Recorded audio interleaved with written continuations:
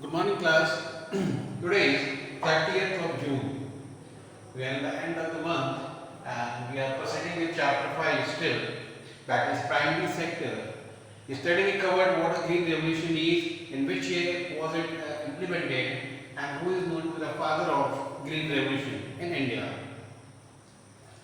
The meaning of green revolution is that green revolution basically implies larger increase in the agriculture production due to adaptation of new strategy or new technology. It is because of the new technology, it is because of the adaptation of new technology that the agriculture production grew or increased. Basically, it was started in the western parts of UP and Punjab. These areas were chosen basically because the lands over there were very fertile and the farmers were very rich and they were literate enough to adapt to any new situation.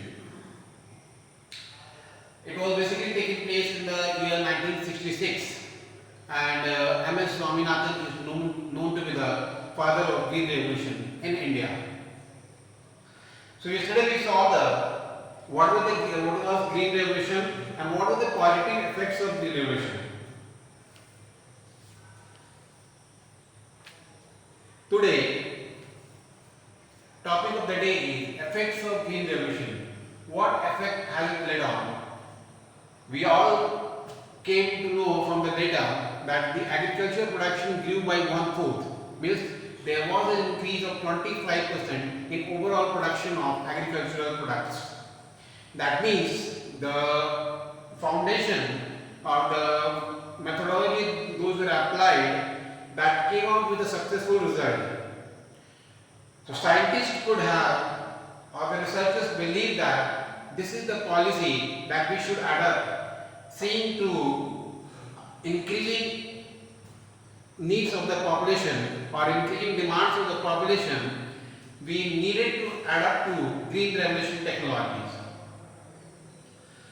So today we will cover the effects of what were the basic effects of green revolution.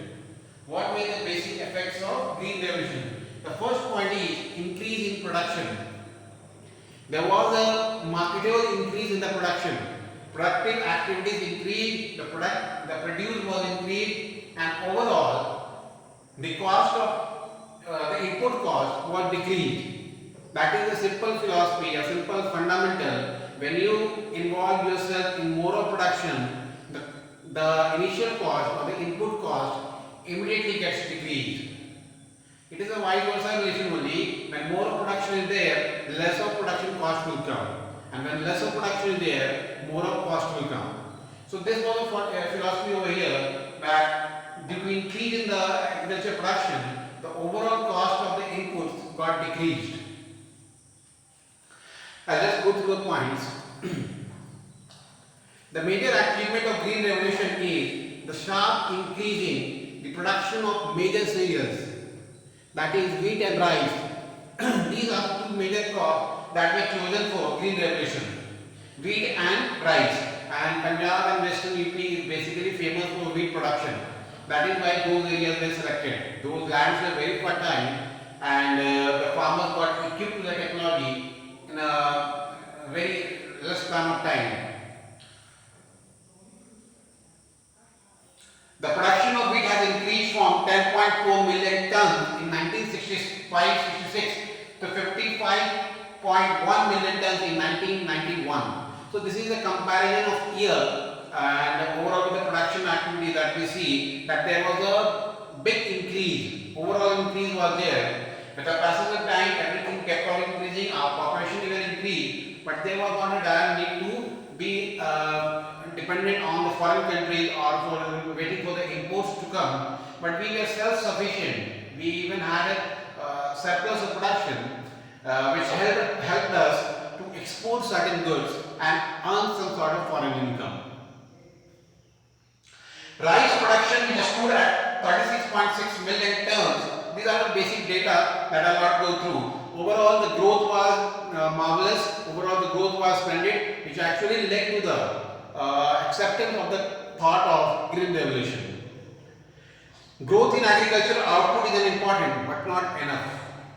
If a large production of this increase is consumed by the farmers themselves instead of being sold in the market, it will not make much difference to the country. Now, there's one thing, whatever you do, whatever activity you perform in economics, that is for economical activity. Means something you should generate out of it. If you are involved in any activity, the motto of that is that you must earn something out of it. There was an increase in production, but there was no market for it to supply on, or there were no real consumers who could consume the product. So the government decided that it should be a marketable product. The product which are produced by the farmers, it should be a marketable one. Marketable means which can be sold and out of which something can be generated, some income can be fetched. So that was the basic aim. Production, the basic aim of production was achieved. Okay, the production has increased. Now the next aim or the next step was to sell it out in the real market, where the real consumers could afford and pay the price. Growth in agriculture output is an important but not enough. If large production of this increase is consumed by the farmers themselves, instead of being sold in the market, it will not make much difference to the economy.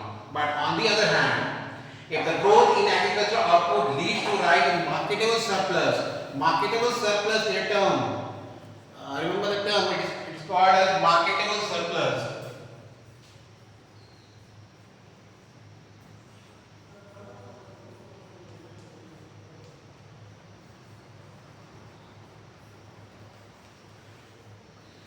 Marketable surplus. I'll tell you what is this.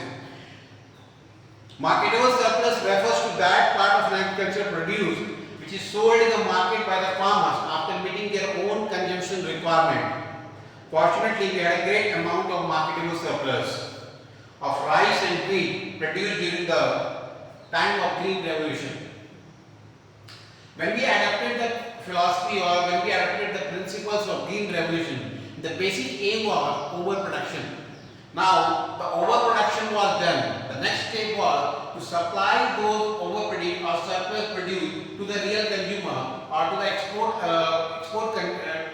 such items to foreign countries so that some sort of basic earnings could be generated. So, all the produce that has been produced by the farmers and which they keep it as a reserve after self-consumption is a marketable produce, is a marketable surplus. Means all the surplus wheat or rice or all the surplus produce which a farmer stores or which a farmer keeps as a reserve for himself or herself for next year, those surplus items are called marketable surplus. Means the farmers, if given a right platform, if given a potential platform where they can sell out, where they can earn something, that will be beneficial for both as a farmer to them and to the economy overall. So that was the basic aim of the government, so that we could be an exporter now. Earlier we used to be importer. We had to depend on the foreign countries for a fulfillment of our own needs. But after the Green Revolution, we were the exporter of the food grains, basically wheat and rice. As related to other items of consumption, India has not only become self-sufficient in the production of food grains, but has also become the exporter of food grains, accounting for about 20% of agricultural exports. See how the graph has changed, how the data has changed. Before, prior to 1965, when the Green Revolution was not adopted, we were the importer of the food grains. But after the adaptation of 1965, basically from 1970 onwards, we were the exporter, and 20% of the agricultural food grains were exported to foreign country. That generated an extra income for the country and for the individual. So, the second point is increase in productivity. Increase in productivity. Productivity here means low area, more consumption, more production. In productivity here means the productivity of the soil has increased, or the fertility of the land has increased. That is why more production could be generated from less of area. The new technology has brought about a sharp increase in agricultural productivity and respect of food grains. For wheat, per hectare production has gone up from 851 kg in 1960-61 to 1630 kg in 1980. So this is a big increase. Big increase was seen after the adaptation of the policy of Green Revolution. The third point is scientific cultivation. Scientific cultivation. Scientific cultivation in short means all the modern methods were adopted and all the traditional methods which were earlier used, they were a part of obsolete only. They had become obsolete only. They were no longer used or were stopped from using. Because in order to compete a global market, you need to adapt yourself. You need to equip yourself with the technology which is used by other countries even. So scientific cultivation says a very important consequence of the Green Revolution is that traditional agricultural inputs and practices have given way to new and scientific practices. New and scientific practices have been adopted. Like I told you about HYV seed, high yielding variety seeds, means seeds in less amount but more production. That was the basic aim. Instead of farm seeds, farmers were using HYV seeds. Likewise, traditional fertilizers prepared from animal dung, other waste were replaced by chemical fertilizers. So this turned out to be a demerit in the later part that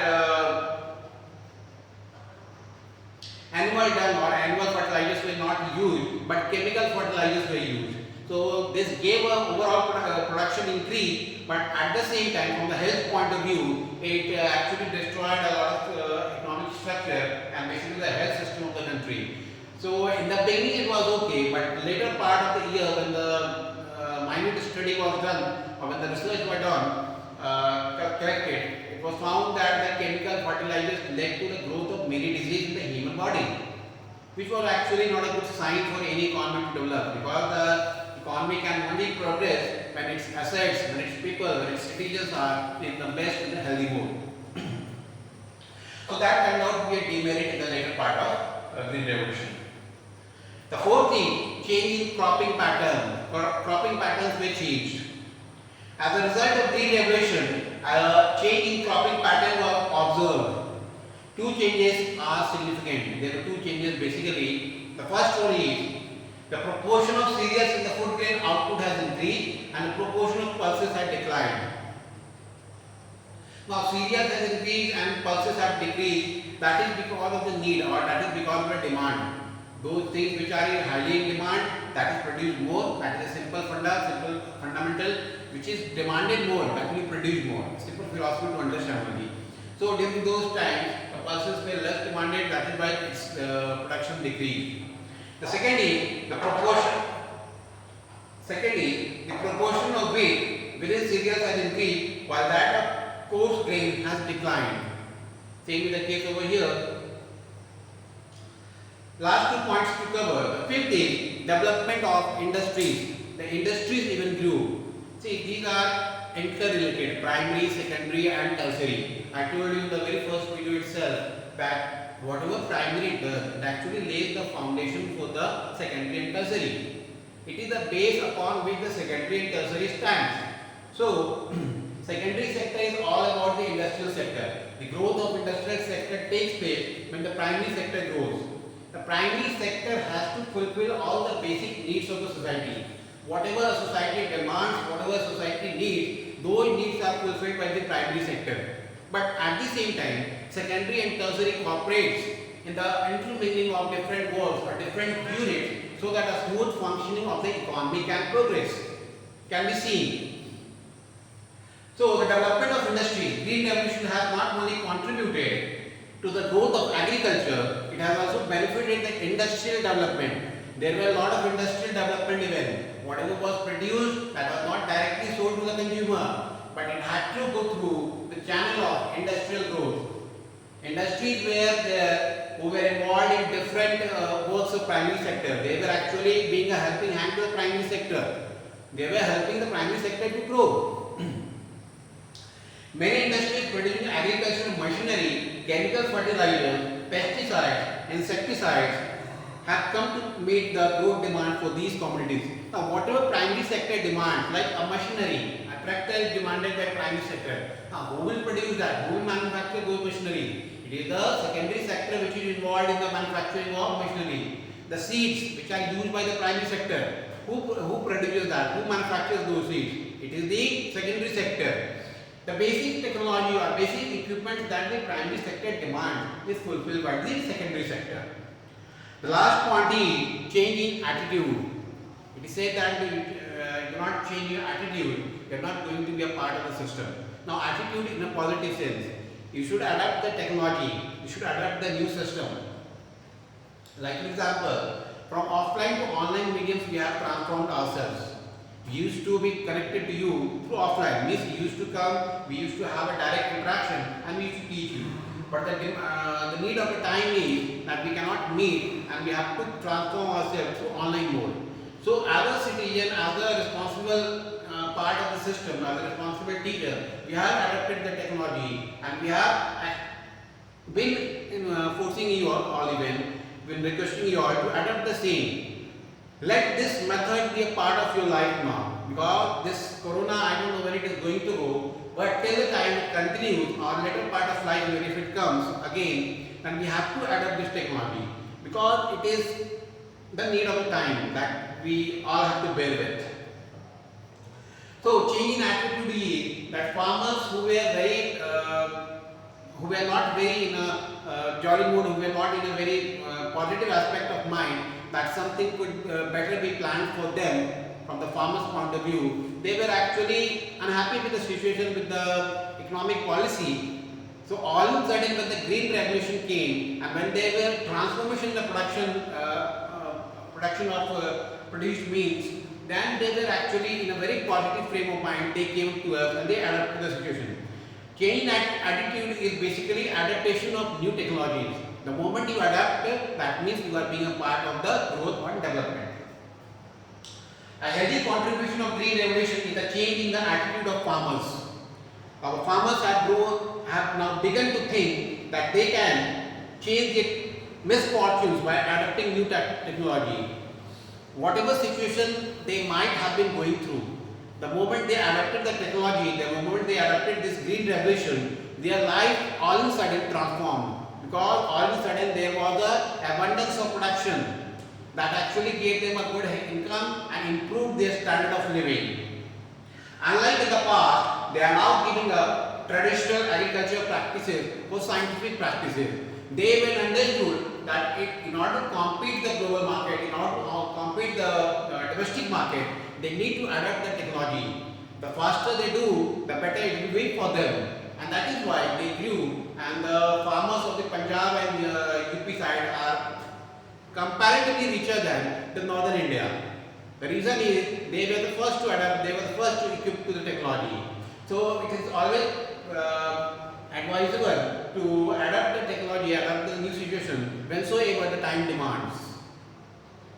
So class, this was about the effects of green revolution. Tomorrow we will be talking about the weakness of green revolution. What are the demerits of green revolution? I told you every coin has two sides, head and tail. We have seen the head, tomorrow we will see the tail side of the same picture. Thank you class.